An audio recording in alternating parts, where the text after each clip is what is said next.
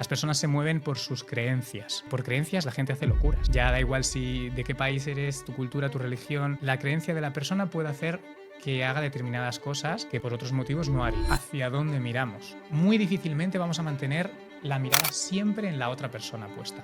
Y si siempre está puesta en la otra persona, es intimidante. Aunque lo hagamos sin querer, cuando hablamos, nuestra mirada busca otros puntos, otros focos. Y esto lo hacemos porque ayuda a... Hay gente, por ejemplo, gente de las fuerzas y cuerpos de seguridad del Estado, que yo tengo algún amigo que tiene una mirada periférica.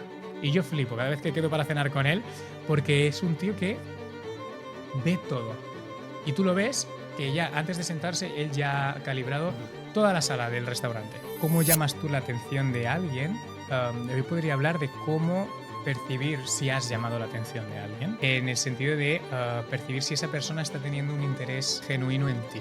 Muchas veces en un gran grupo o en un contexto social donde hay mucha gente, cuando hay una mirada sostenida en una persona o un intercambio de miradas que se mantienen varios segundos, ahí ya hay un indicador de que esa persona pues tiene un interés en ti.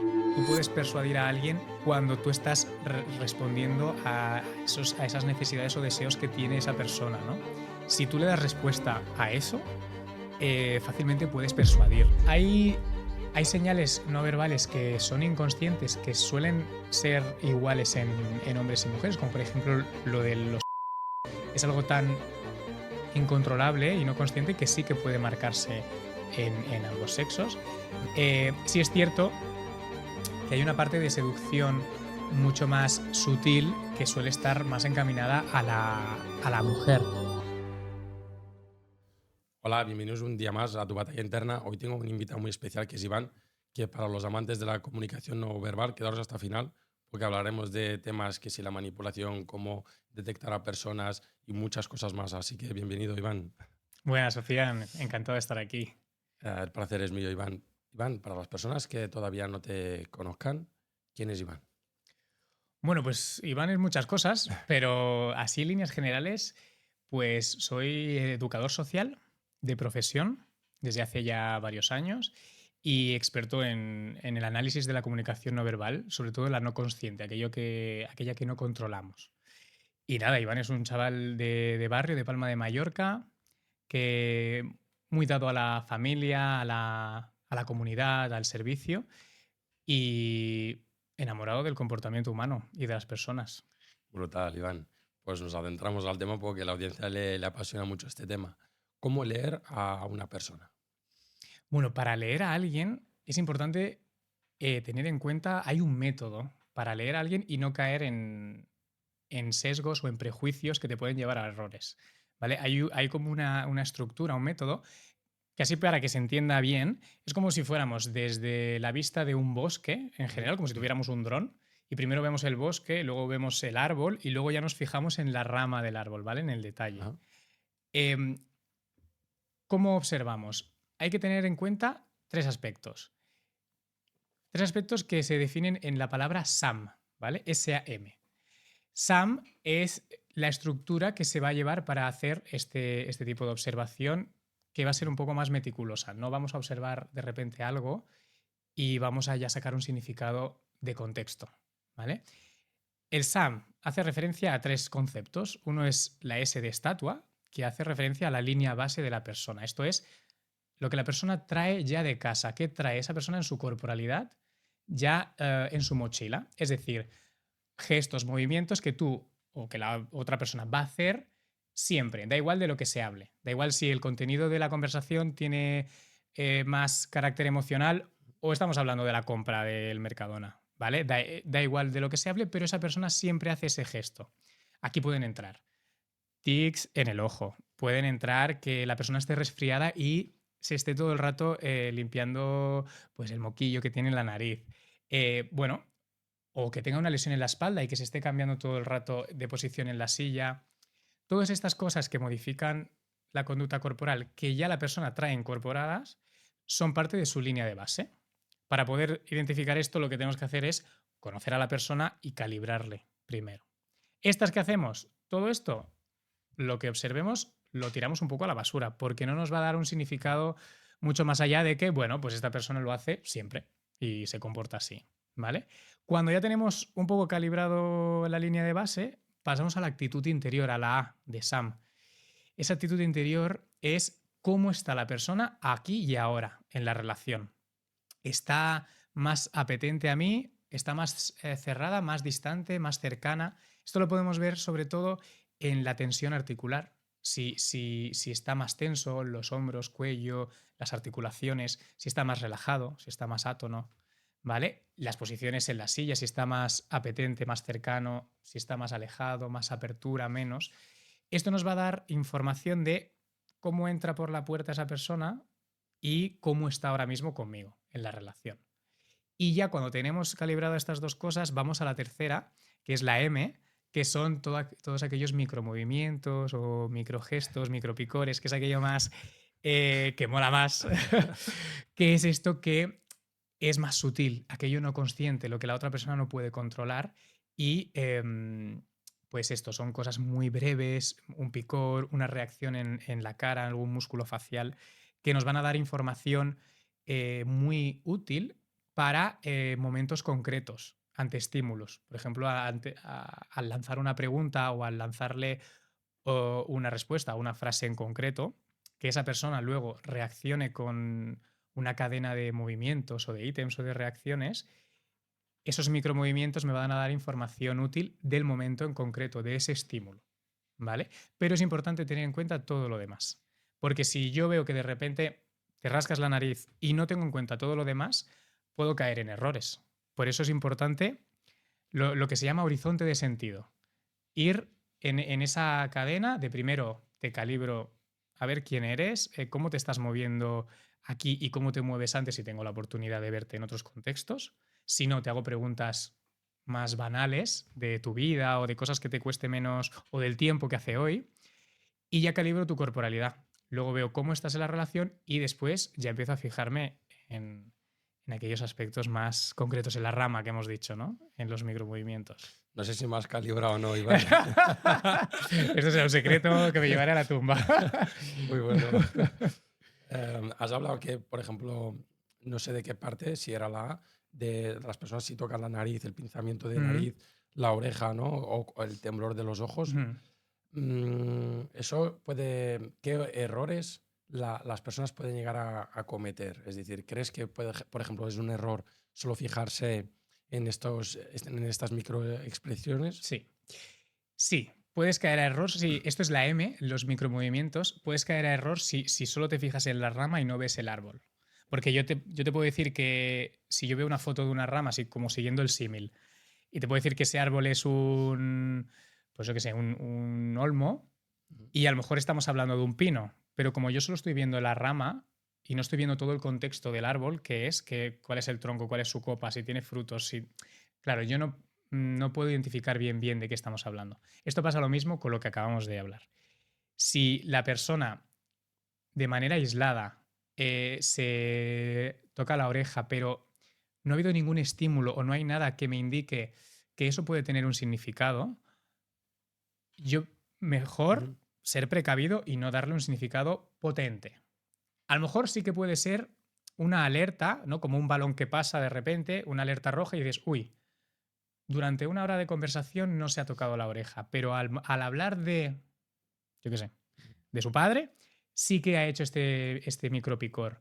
Vale, pues lo tengo como un poco en alerta, como aviso de que haya habido algo, había un cambio. Pero sí que es importante tener en cuenta una cadena de ítems, que se llama. Es decir, 3 gestos o 3 movimientos en cadena me van a dar mucha más información que uno aislado. Si, por ejemplo, estamos hablando tú y yo de repente te hago una pregunta de lo que sea y me mueves la taza hacia afuera, te pinzas la nariz y te pones en el respaldo así y me dices, bueno, sí, ya lo pensaré y ya te diré cosas. Acaba de haber una cadena de ítems. Aquí has alejado un objeto que hay sobre la mesa, te has pinzado la nariz y te has echado atrás. Esto sí que me va a dar una información potente de cómo ha sido tu respuesta emocional interna al estímulo que yo te he lanzado. Por ejemplo, si te hago una propuesta de un proyecto, ¿vale? Pongamos que ha sido eso lo que te he preguntado. Tú me dices, bueno, ya me lo pensaré, pero justo antes me has hecho esta cadena. Vale, yo veo que me alejas un objeto, que significa poner al exterior esto que estamos hablando, esto que estoy sintiendo, lo pongo al exterior, me pinzo la nariz, hay algo aquí que no me cuadra, aquí hay una intuición de problemas y me echo hacia atrás en la espalda, cambio de postura corporal, me alejo, pongo distancia de la situación, de la relación. Los tres movimientos tienen un sentido hacia un mismo significado, que es poner distancia, rechazo, algo no me cuadra. Ahí hay un significado potente y yo puedo decir que aunque tú me hayas dicho me lo voy a pensar, yo ya puedo intuir que la respuesta no va a ser muy positiva. ¿Vale? Muy bueno. Y para alguien que nos quiera manipular, porque Mm. siempre se habla de detectar, ¿se puede llegar a manipular? Sí. Solo con el lenguaje Mm, corporal. Bueno, y solo con el lenguaje corporal yo creo que puede ayudar, ¿vale? Pero entre que es necesario o suficiente, creo que puede ser necesario, pero no suficiente. Para manipular yo creo que es necesario las dos, tanto la comunicación verbal como la no verbal. Sí es cierto que la corporalidad puede ayudar a generar un rol que puede beneficiar a la manipulación. Yo puedo modificar o la otra persona puede tener una corporalidad que sea más propensa a que yo confíe en él o en ella, a que la vea como alguien superior a mí y por tanto yo como tengo un perfil más bajo, creerle más que a otra. Entonces la corporalidad puede ayudar a manipular, pero sí que es verdad que es necesario ambas. porque no sé si nos puedes poner un ejemplo para poner en contexto a las personas y cómo poder protegernos de una manipulación. Pues mira, hace un tiempo escuché a un ex agente de la CIA, Andrew Bustamante, que dijo una cosa que a mí me pareció maravillosa en relación a la manipulación. Habló de que la motivación y la manipulación son dos caras de la misma moneda, ¿vale? Son como dos conceptos que van unidos a la hora de entender la manipulación y de cómo protegernos y entender cuándo alguien nos está intentando manipular. Él habla de que sin motivación no hay manipulación, ¿vale? Habla de 4 principios Mm, básicos eh, que los define con la palabra rice, que es como de arroz en inglés, ¿no?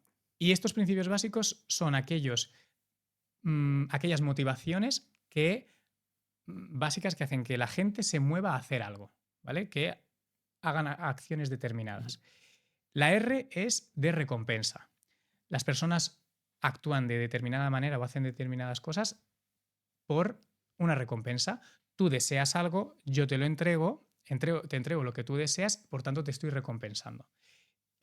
Tú te mueves por recompensa, ya sea dinero, ya sea reconocimiento, poder, relaciones sexuales, amistades, todo lo que sea, alcohol, ¿vale? La gente se mueve por ganancias, por una recompensa. La persona que manipula, conocer esas ganancias, esos deseos, puede ayudar a pues, que la persona actúe de la manera que quiere. Un ejemplo claro sería con los niños, decirle en épocas de Navidad, si te portas bien, los reyes te van a traer el coche que has pedido, ¿no?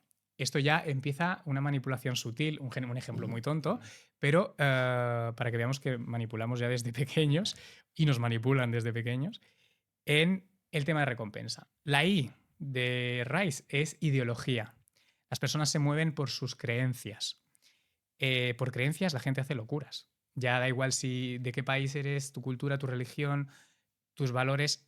La creencia de la persona puede hacer que haga determinadas cosas que por otros motivos no haría, ¿no? Y aquí ejemplos muy extremos podrían ser, pues, las sectas, ¿no? Que por creencias, ya sean familiares o sean de lo que sea, pues captan, manipulan y hacen que tú te muevas de una determinada manera.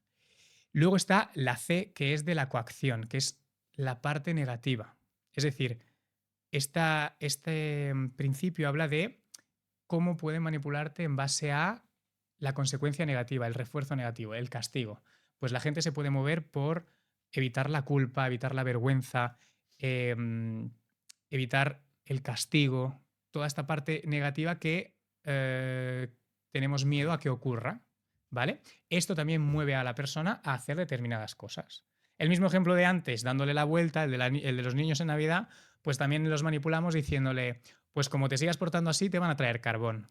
Carbón, consecuencia negativa. Yo ya manipulo la conducta del niño, a ver, que es con un mm. fin majo y simpático, pero intento manipular la conducta del niño en base a un castigo, ¿vale? Y esto se utiliza mucho en las películas. Que te pongan una pistola en la cabeza o estas cosas, pues van en base a la coacción. Y el último, la E, es del ego. También por ego, las personas se pueden mover y actuar de determinada manera. Muchas veces el ego se hace un uso de él como muy simple, de que solo se habla de las personas que tienen un ego muy grande, ¿vale? Pues yo qué sé, como un Donald Trump, que se habla mucho de su ego, de tal. Pero ego tenemos todos. Todos nos movemos por ego y todos tenemos un ego. Incluso las personas que no tienen un ego muy pronunciado también actúan en base a esto, ¿no? Por ejemplo, este exagente él, hablaba de que María Teresa de Calcuta, tan buena, ¿no?, y bondadosa, sí, también tenía ego y se movía por el ego, porque ella se sacrificaba por los demás y en base a su ego también quería que los demás la vieran sacrificarse, ¿vale? Entonces te mueves en base al ego. Entonces clasificaba estos 4 y decía, un manipulador, si conoce cuál es tu motivación principal para actuar de una determinada manera o para moverte por el mundo, lo que va a hacer es coger esa motivación y unirla a lo que quiere conseguir de ti. Y una vez tenga eso, ya puede manipularte y ya puede hacer que hagas cosas que crees que tú estás haciendo por ti mismo, pero en realidad te está coaccionando otro. Normalmente la más potente suele ser la de la ideología, suele ser de las más potentes, seguida por la del ego, la recompensa y finalmente la coacción. Aunque se utilice mucho más esa en películas, esto como he dicho antes, suele ser la menos eficaz, porque tú cuando coaccionas a alguien lo puedes manipular una vez, ya no va a confiar más en ti, una segunda. Pero desde otro punto, desde ganarte su confianza, ser alguien adorado, idolatrado, lo puedes hacer durante mucho más tiempo. Para protegernos, llegando otra vez a la pregunta, hay que identificar, uno, qué cosas son las que a mí me mueven, cuáles son mis deseos más profundos, mis valores, mis creencias, todo aquello que a mí me hace moverme por el mundo, e identificar si la otra persona se está relacionando conmigo en base a una relación neutral, donde cada uno tenemos nuestra posición y nuestro sitio, o está intentando meterse en las grietas de nuestras motivaciones, ¿no? Para ello, nosotros creo que también es muy importante trabajar en uno mismo, porque la vulnerabilidad también es un enemigo muy grande de la manipulación, van de la mano, ¿vale? Cuando hay una persona vulnerable que necesita, a lo mejor tiene un problema muy grande y necesita una solución rápida, es carne de cañón para la manipulación, porque se va a aferrar a cualquier índice de salvación que le planten encima de la mesa y que más o menos le convenzca o que vaya afín y acorde a sus motivaciones, ¿no? Has tocado dos temas importantes, ¿no? El ego y cuando eres susceptible a ser manipulado. Eso, perdona por la voz, No, ya te lo he tranquilo, dicho antes. tranquilo. Cuando eres susceptible, es como. Eso pasa a los narcisistas, ¿no? Es decir, que te detectan rápidamente, pero ¿eso cómo lo pueden trabajar? Es decir, tienen que aumentar su autoestima, tienen que confiar más en ellos. ¿Cómo poder trabajar eso? Porque cuando ya es a nivel interno, ¿cómo tienen que trabajarlo? Es decir, y no fiarse de la primera, porque las relaciones pasa mucho esto. Claro, hay una parte del autoconocimiento. Eso yo creo que sería el primer punto, de conocerte a ti mismo y saber cuáles son tus limitaciones y tus potencialidades, ¿no? Tiene que haber un trabajo personal de base para que lo externo no condicione tanto tu conducta o que acabe transformándola por completo, ¿no? Un narcisista o cualquier tipo de persona que venga y que entre en tu vida y la transforme. Y te haga hacer cosas que a lo mejor tú no quieres hacer, ¿no? Entonces, de primeras creo que tiene que haber una base muy trabajada de trabajo personal en ti mismo, a ver, lo típico de trabajar tu autoestima, que a fin de cuentas es creer en lo que tú eres y creer en lo que tú haces y trabajarte en llevarte bien contigo mismo, ¿no? Que eso muchas veces nos cuesta mucho y a veces somos nuestro peor enemigo porque nuestra cabeza nos taladra mucho. Y es importante, pues, intentar eso, trabajarte tú contigo, ¿no? Para que no venga otro y se meta en tu burbuja de una manera, bueno, pues de una manera que te manipule, ¿no? Tú ahí a lo mejor no detectas a un narcisista. A lo mejor no tienes el ojo entrenado para decir, esta persona lo diagnostico de... Pero sí que puedes poner una barrera y decir, bien, me caes bien, pues puedes ser mi compañero, puedes ser mi amigo, puedes ser mi pareja, pero hasta aquí. Mis límites son estos, ¿no? El saber dónde están tus límites, dónde están tus líneas rojas, eh, yo creo que eso puede ser un principio para frenar cualquier tipo de manipulación. Y el tema del ego, muchas personas son capaces de perder oportunidades por ego. Ujú. Y es lo que has mencionado, cuando uno intenta manipular y jugar a favor suyo, puede utilizar tu ego. ¿Cómo poder utilizarlo a nuestro favor, el ego? ¿Cómo usarlo a nuestro favor? Sí, ¿El ego nuestro o el de la otra persona? ambas para salir nosotros por lo Mm, menos no manipulados de la situación. ujú. Claro, el ego es la percepción que tengo de yo mismo. Claro, si mi percepción es un ego muy grande de yo mismo, muchas veces pues voy a caer en querer o en cumplir mi fin a costa de lo que haya alrededor, ¿no? Porque el ego me está mandando y muchas veces es Ujú. como, quiero tener razón, da igual a costa de qué. Muchas veces es frenar. Para jugar con nuestro ego, que es como una vocecita Sí. que tenemos, es frenar, es pararnos, es darnos unos segundos y es volver un poco a la conciencia y hacer un pensamiento racional, decir, bueno, me cuestiono qué estoy haciendo, el para qué. Para mí es importante, muchas veces preguntamos, ¿por qué haces esto? No, no. El por qué va a la causa, va al pasado. Y el pasado conecta con el problema. Pero el para qué puede conectar con la solución, que es lo próximo que va a venir. Ujú. Entonces, ¿para qué estoy discutiendo? ¿Para qué estoy poniéndome de esta manera? ¿O para qué estoy defendiendo esto a capa y espada cuando tampoco me va la vida en ello? Pues frenar y preguntarte el para qué, a lo mejor puede incluso modificar tu conducta y decir, bueno, pues mira, pues no es para tanto. O es que simplemente quiero tener razón y es por puro ego, Ujú. por puro orgullo. Y muchas veces no merece la pena.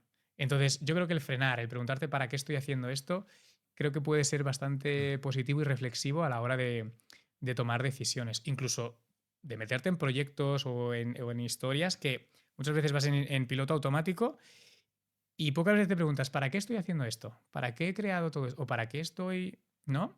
Levantándome cada día a esta Muy hora. bueno, muy bueno.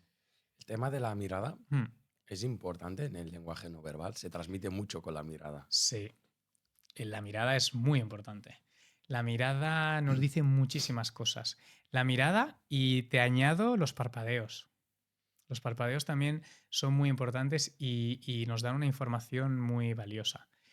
La mirada, puedes hacer miradas muy penetrantes, puedes tener miradas que puedan ser de timidez, que no sean miradas Ujú. sostenidas a la cara. Pueden ser miradas de intimidación, donde hay una ausencia de parpadeo y neutralidad de emoción que a la otra persona le estás intimidando. Em, También puede haber miradas de seducción, ¿vale? Donde tú hay una intención de acercarte a la otra persona. Entonces, la mirada creo que sí, es muy importante. Muchas veces hablamos solo con la mirada y con personas que nos podemos entender o que vibran en tu misma energía, tú te puedes entender con esa persona solo mirándola. Esto yo creo que la audiencia lo va a saber y va Ujú. a saber de lo que hablamos sin dar mucho más detalle porque tú puedes ver de qué va la otra persona solo con cómo te está mirando o cómo está mirando el entorno, ¿no? Hay gente, por ejemplo, gente de las fuerzas y cuerpos de seguridad del Estado, gente entrenada, que yo tengo algún amigo que tiene una mirada periférica. Y yo flipo cada vez que quedo para cenar con él, porque es un tío que ve todo. Y tú lo ves que ya antes de sentarse, él ya ha calibrado Ujú. toda la sala del restaurante. Y tiene una mirada de general. Supongo que es algo instintivo para ver posibles peligros o no sé. Pero tú lo observas y dices, vale, es que tiene una mirada periférica. Este chico está observando todo su alrededor, todo su entorno. Hay gente pues, que tiene otro tipo de mirada y ya te da otro tipo de información muy valiosa, ¿no? Pues una mirada pues, más introspectiva, más vergonzosa, pues le cuesta mantener esto, ¿no? Lo que hemos dicho. Entonces la mirada es importante y te da mucha información. Se dice, Iván, que cuando te miran, antes lo has mencionado bien, que te penetran con la mirada. Mm. Muchas personas, claro, ¿cómo se defienden de eso? Porque muchos dicen, es que si yo aporto la mirada, estoy siendo débil. Ujú. Deberían de apartarla, ¿no? ¿Cómo gestionar esa situación? Claro, eso dependerá de la otra persona y dependerá del rol que tú quieras mantener ahí dentro, ¿no? En la relación. Mm. Si a ti te interesa no hacer una lucha de roles ni una lucha de poder en esa relación, puede preocuparte bien poco el apartar la mirada, porque no te está interesando ponerte por encima de esa persona ni hacer una lucha de mantener miradas o de miradas penetrantes y de a ver aquí quién aguanta más, ¿no? Depende del rol que tú quieras adoptar. Si tú quieres ganarle esta lucha, pues te diría que pues resiste y sé fuerte ahí y lucha con ello. Pero yo creo que tampoco hay que tener. Va a depender mucho de la posición que tú quieras tomar en la relación, porque si esa persona intencionalmente te está haciendo una mirada penetrante, también puedes salir airoso esquivando una mirada, pero sin necesidad de quedar como una persona más vergonzosa o con un perfil más bajo. Perfectamente puedes distraer la atención hacia otra cosa, hacia que la mirada vaya no en nosotros, sino en la taza, por ejemplo, y ya rompe ese estado, ¿vale? Lo que se llama romper estados. Y a lo mejor llevamos un rato que no paras de mirarme y que la otra persona tiene una mirada tal, pues puedo romper estado. Ostras, pues oye, Sofía, las tazas estas son guapísimas. Oye, ¿dónde las has conseguido? ¿No? Y que a lo mejor la atención vaya para allá, ¿no? Sin necesidad de quedar como alguien que está intentando huir o que está quedando en un perfil como más bajo, ¿no? ¿Y es algo que se puede entrenar, la mirada, o es algo innato, digamos? Bueno, la podemos entrenar, sí, se puede entrenar. Sí es verdad que es muy basal toda la parte de la mirada, tiene una parte muy inconsciente, sobre todo hacia dónde miramos, ¿vale? Porque muy difícilmente vamos a mantener la mirada siempre en la otra persona puesta. Y si siempre está Ujú. puesta en la otra persona, es intimidante. Aunque lo hagamos sin querer, suele ser intimidante. Y cuando hablamos, nuestra mirada busca otros puntos, otros focos. Y esto lo hacemos porque ayuda a nuestra memoria, ayuda a buscar información en la memoria. El que el que hagamos movimientos Mm. oculares ayuda a que busquemos información en la memoria. Y esto es muy potente porque también hay muchos mitos sobre esto de si mira a la derecha y habla del pasado es que está mintiendo. Todo esto son mitos. Hay un concepto que a mí me encanta también, que se llama pizarra blanca y hace referencia a que cada persona tiene como un ángulo preferente, totalmente inconsciente, no lo controlamos ni muchas veces sabemos cuál es, un ángulo preferente a la hora de buscar información en la memoria. No quiere decir que siempre que busquemos en el pasado vamos a mirar a la izquierda, ni siempre que pensemos en el futuro vamos a buscar a la derecha, sino que hay una tendencia a que nuestra mirada vaya hacia un sitio. Y esto se llama pizarra blanca. O si quieres podemos hacer un ejercicio. Sí, ¿Te sí, sí, sí, apetece? sí, sí. Vale, no hace falta que contestes. Ahora tú. Ahora me estás Claro, asustando. porque ahora. Mira, lo teníamos que haber hecho antes de decírtelo, porque así no estabas condicionado. Vale. Pero yo te voy a hacer preguntas y no hace falta que las contestes. Solo piénsalas y cuando tengas la imagen en la cabeza, sí que te voy a pedir que seas sincero. La respuesta, ¿no? Sí, exacto, cuando Vale. tengas la imagen en la cabeza o la respuesta en la cabeza, me dices vale o ya o sí, lo que quieras. No hace falta que des el Vale. dato. Sí que te voy a pedir que seas sincero y que pienses realmente Ok. en la respuesta correcta. Ok. ¿Vale? Ya vais viendo que Iván aquí me pone. Vale. Ya verás. No, broma. Vale, por ejemplo, ¿qué cenaste el lunes? Tengo que recordar bien. Ujú. ¿Lo tienes? Vale. ¿Qué camiseta llevabas ayer por la mañana? Ujú. Vale. No te pongas nervioso, no controles. Tú tranquilo, tú déjate llevar. Vale. ¿Cuál ha sido el último libro que te has leído? Ujú, Vale. ¿De qué color son los calcetines que llevaste el domingo? ujú, ¿De qué color es la camiseta que llevaste ayer? ujú. Vale. Lo tienes claro, Sí, sí, ¿eh? sí. Tienes información muy Sí, clara. sí, sí. Vale. ¿Con qué persona fue la última que hablaste el fin de semana? Ujú. Vale. ¿Qué más te puedo preguntar? Bueno, yo creo que más o menos está. Es un tío, te tengo que decir, que tienes muy claras las cosas y te acuerdas, ¿eh? No sé si es porque repite. Bueno, no hace falta que respondas, ¿eh? Pero has pensado y has llegado a las respuestas mirándome a la cara. Ujú. Eso suele ser poco probable cuando la información tienes que pensarla, ¿vale? Sí que me la has hecho una vez, que ha sido la primera pregunta, de qué no sé si te he preguntado qué desayunaste o qué Lo cenaste. de la comida. La comida sí, no sé qué fue. Que ahí sí que has hecho una pizarra blanca Ujú. y me la has hecho aquí a la Vale. derecha. Has mirado aquí a la derecha. Pero bueno, primero has cerrado los ojos, has hecho como un, bueno, tengo que pensar. Y luego has mirado aquí a la derecha. Tendría que darte una batería, o sea, tirarte una batería Ajá. más de preguntas donde le des caña a tu memoria para ver dónde está tu pizarra blanca, pero yo podría decir a lo mejor que está por aquí abajo a la Ujú. derecha, ¿vale? Que es lo que me has hecho al principio. Muy bien. Las otras, oye, pues has llegado a la respuesta sin mirándome a los ojos. Sí, porque es algo que yo trabajo mucho la introspección Vale, durante el día y tal.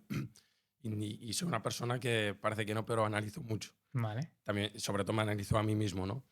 Y sí que es verdad que intento pues minimizar, por ejemplo, la camiseta, ¿no? Ayer grabemos aquí y lo tenía muy claro, ¿no? Claro. Y sí que es verdad que intento pues optimizar muchas cosas Mm, en mi vida, pero sí, alta, alta. También le doy conciencia y claro. Te las autoanálisis. llevas a la conciencia. Por eso te llega la imagen rápido. Ujú, Y por eso, cuando tú haces un trabajo tuyo de autoconciencia o haces todas estas cosas, porque las preguntas han sido sobre gestiones que hacemos automáticas. Pues los calcetines que me pongo por la mañana, pues yo qué sé, me levanto medio dormido y cojo los primeros que hay ujú, en el cajón, porque siempre están en el mismo sitio, normalmente. O la ropa, ujú. o lo que he comido hace 3 días o hace 2 días, son cosas como muy automáticas que se nos olvidan. Entonces, volver a recordar hace que tengamos que hacer un ejercicio de, a no ser que lo tengamos tan consciente, como en este caso lo has tenido tú, las últimas, pero si no, te pasaría como en la primera, ¿no? Que te llevas la mirada hacia tu pizarra blanca que se llama, que es hacia un lado, Ujú. no la sostienes en la persona, sino que buscas otro foco para que tu memoria trabaje y llevar la imagen a la cabeza, ¿no? Y observarla. No lo probéis en casa, ya me imagino diciendo al hombre o a la mujer que has comido, Claro. que has vistido. Sí, que parecerá que la está controlando o que se está controlando. No, no es la intención. Hostia. No es la intención. ¿Se puede persuadir con nuestra comunicación, tanto verbal como no verbal? Sí, ¿Y sí. cómo? Se puede persuadir. Y yo creo que la persuasión y la manipulación están muy cerca. Sí que es cierto que, bueno, se habla de que la manipulación, pues al fin y al cabo, tiene un fin como más negativo Ujú, y la persuasión no tiene por qué, ¿no? Pues, o puede ser los indicios hacia. Yo creo que va un poco en la misma línea. Tú puedes persuadir a alguien cuando tú estás respondiendo a esas necesidades o deseos que tiene esa ujú, persona, ¿no? Si tú le das respuesta a eso, fácilmente puedes persuadir. Si es una persona que busca y que tiene como la autoridad algo muy respetable, algo que le da un valor por sus sesgos, que le da un valor añadido, que sea autoridad, y que a lo mejor le da más razón que a otra persona, pues tú sabiendo eso puedes persuadir en esa persona mostrándote como alguien más autoritario. ujú.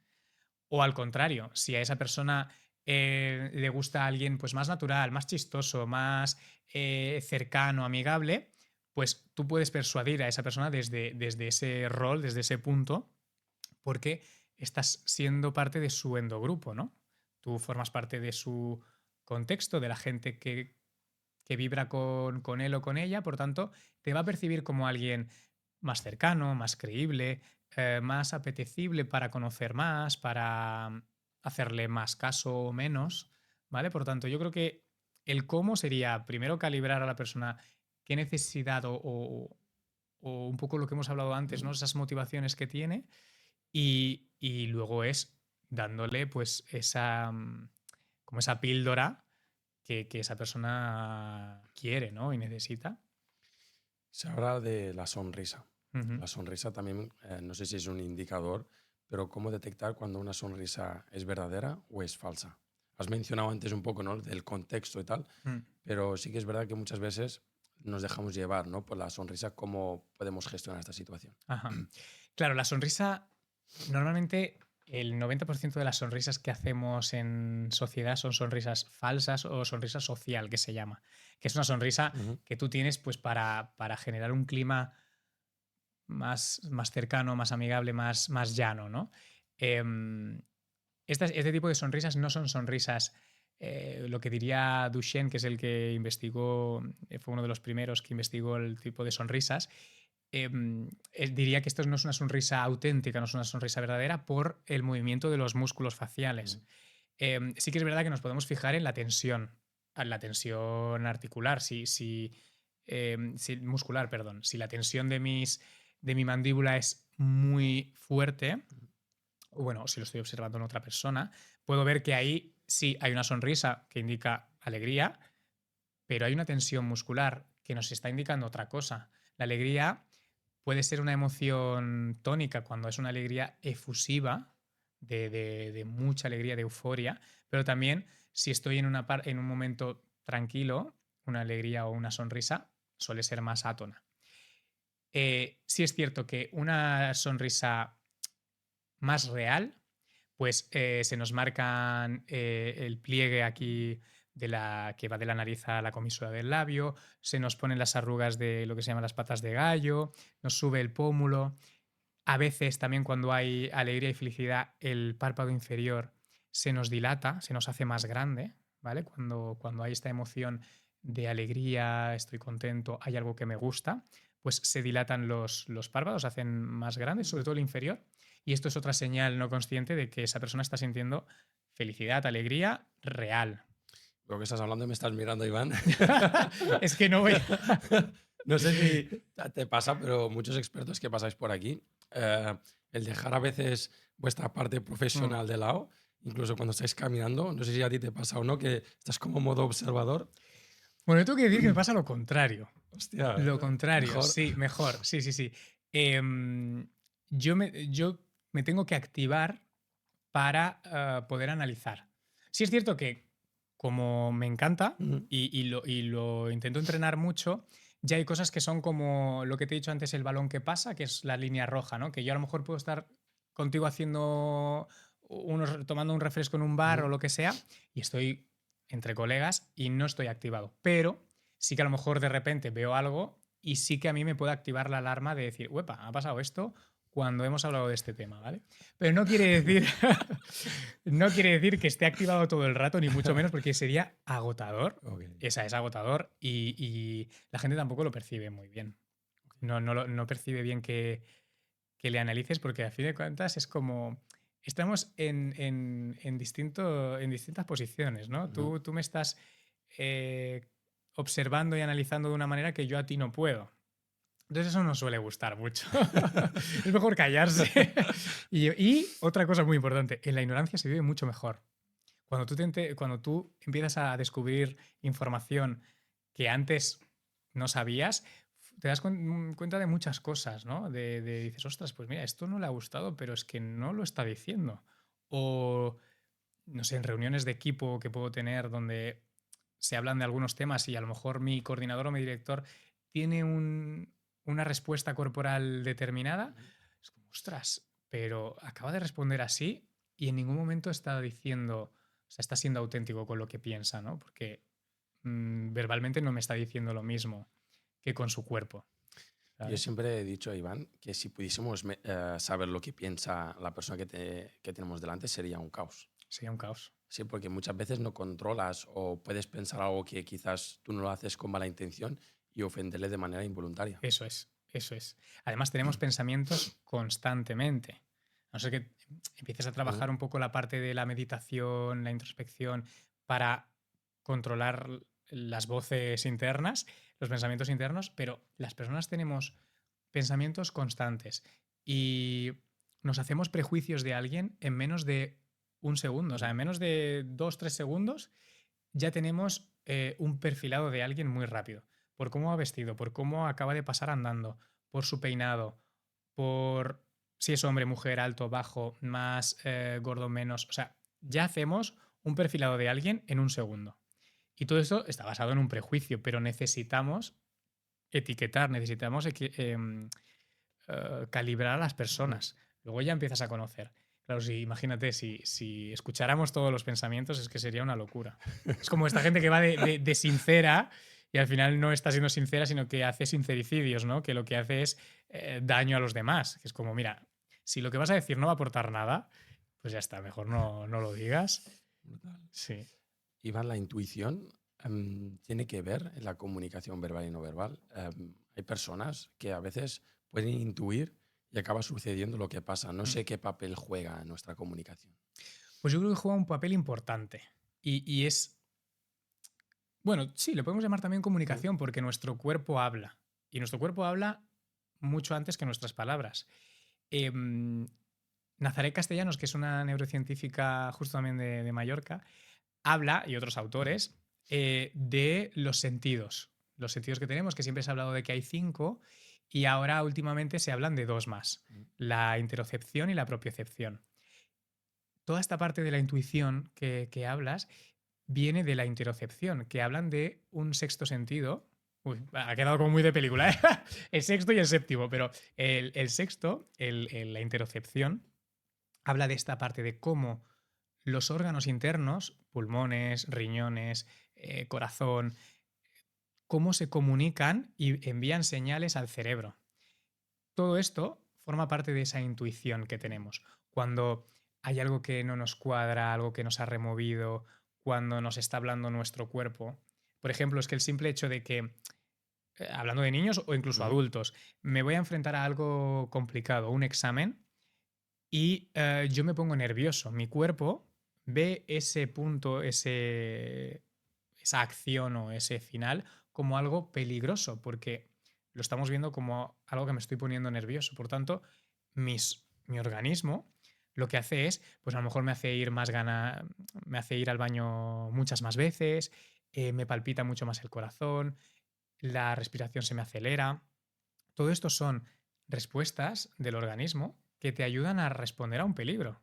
Al fin y al cabo, es como todo muy animal, ¿no?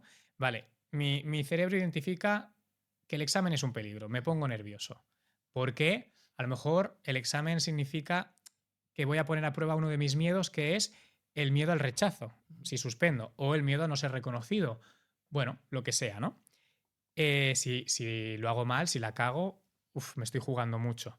Hay un peligro. ¿Qué hace mi organismo? Y mi organismo responde mucho antes de que llegue esto y me intenta proteger, porque empieza a bombear mucho más el corazón, me envía mucho más sangre a las articulaciones, la respiración se acelera, a lo mejor incluso me prepara para salir corriendo, expulso todo lo que a mi cuerpo, lo que mi cuerpo ya no necesita, voy mucho al baño, voy mal de la barriga. Claro, todo esto el cuerpo se empieza a preparar para un peligro inminente, que es un examen, que racionalmente sabemos que nuestra vida no se juega en ello, pero toda esta interocepción, todas estas señales que nuestro cuerpo nos manda son en base a algo que nosotros estamos identificando como un peligro. Pues esto, que es algo que nos puede pasar a todos, sí, se puede extrapolar a una intuición. Cuando aparece alguien por la puerta Ujú. y tu cuerpo te dice algo, esa intuición es muy poderosa. Si es cierto que cuando tú te entrenas, tú ya puedes darle nombre y ponerle un título a toda esa intuición o a todas esas percepciones a partir de las neuronas espejo que todo el mundo tenemos, no esto de que veo, ay, el otro no acaba de cuadrarme, aquí no sé, no acaba de encajar conmigo, pero no sé el qué. Bueno, pues con entrenándolo y teniendo un conocimiento de la comunicación no verbal, ya puedes darle nombre a eso que se le llama intuición o a eso que se le llama percepción, que al final no acaba de, ¿no? De tener claro qué es. Hay muchas personas, y referente a lo que hablas, que no tienen la certeza de lo que dice la persona que tenemos enfrente, si está de acuerdo o no con lo que decimos. Esto en las ventas es importante, ¿no? Mm. Tú cuando vas a vender algo, tienes que saber si realmente le estás vendiendo y está de acuerdo o si solo te está afirmando y luego a la que te gires, ¿cómo podemos, a través de la comunicación, tanto verbal como no verbal, verificar si está de acuerdo o no con nosotros? Pues esto forma parte del campo emocional, ¿vale? En la disciplina de comunicación no verbal no consciente, que se llama sinergología, aquí destacan 3 campos a la hora de calibrar a una persona. Hablan el principio, ¿no? De unos principios que es que tenemos que observar si la persona está aquí y ahora, cuando hay una relación, ¿no? Por ejemplo, una venta, una negociación. Y para saberlo si está aquí y ahora hay que basarse y calibrar tres principios. Si estamos hablando del campo emocional, si estamos hablando del campo relacional o del campo de la cognición. El campo de la cognición habla de los hechos, habla de si has hecho o no algo. Esto estaría relacionado con la mentira o con o con la veracidad. Un juicio. Estuviste anoche en el bar, tal, y explicas. Cognición. El área de la relación viene un poco en lo que hemos hablado antes de los roles o de la autenticidad de la persona. Si en la relación la otra persona está teniendo un rol X o si está siendo auténtica, está en un espacio de autenticidad, que se suele llamar. Buscamos, ¿se está sintiendo reconocido esta persona o está adoptando un rol que está controlado por el miedo? Vale, ahí calibramos si es auténtico o no. Y luego está la parte de la emoción que viene lo que tú me has dicho, que es la parte de expresa lo que siente, está siendo sincero en la expresión de sus emociones, de sus sentimientos. Ahí viene toda la parte de los micromovimientos, de los microgestos, de las microreacciones fugaces. Ahí es donde nosotros podemos ver si la persona expresa con su verbal lo mismo que con su corporalidad. Ahí estaríamos viendo una congruencia. Si expresas lo mismo, sería lo ideal, hay congruencia entre tu corporalidad y tu verbal.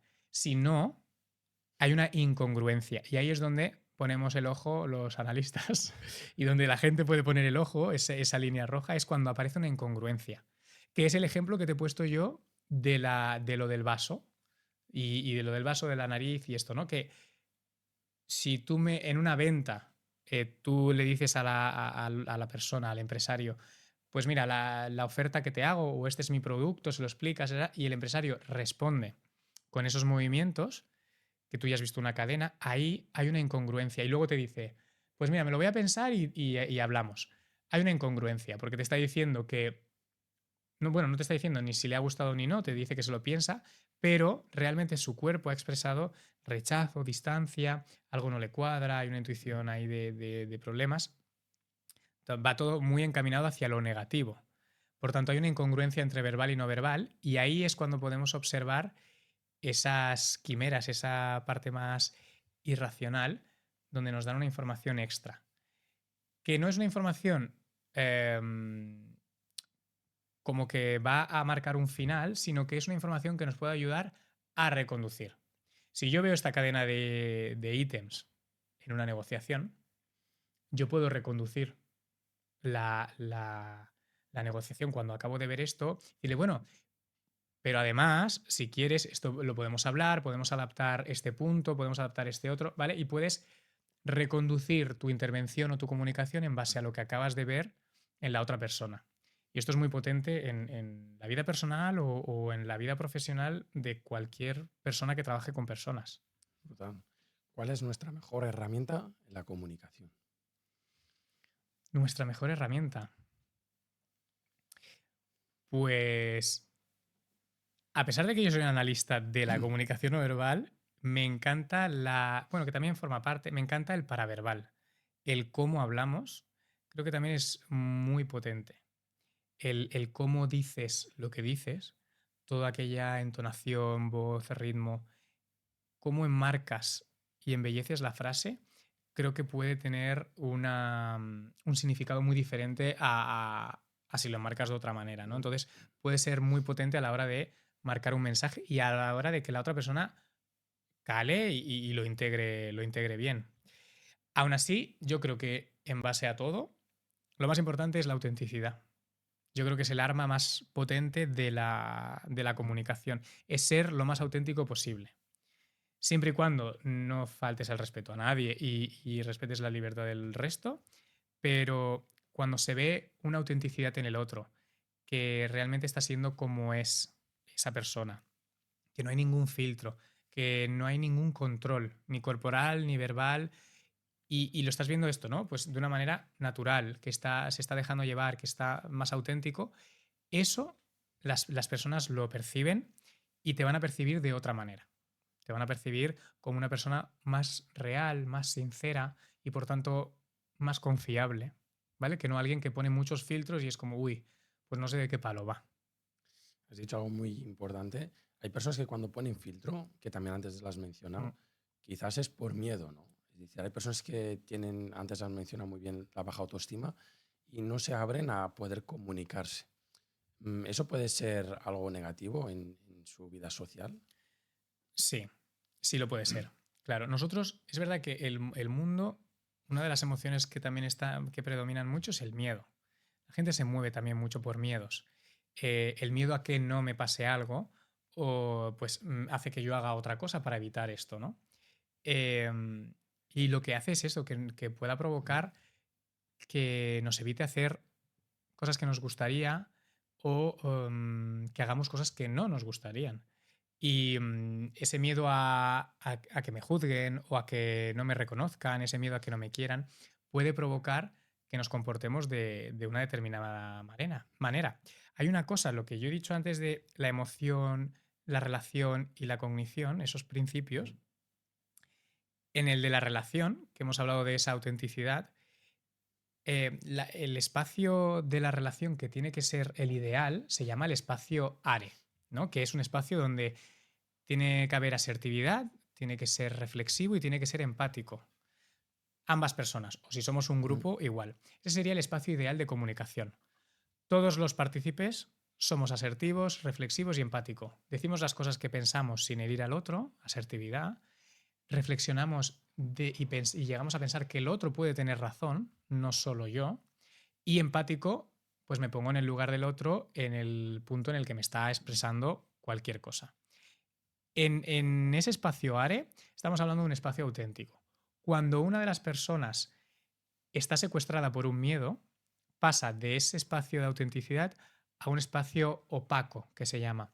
Ese miedo te puede secuestrar y llevarte a tres roles básicos, que son como tres roles principales que luego se pueden subdividir, pero como los principales serían el rol del conquistador, que se llama, que es aquel que tiene miedo a no ser reconocido.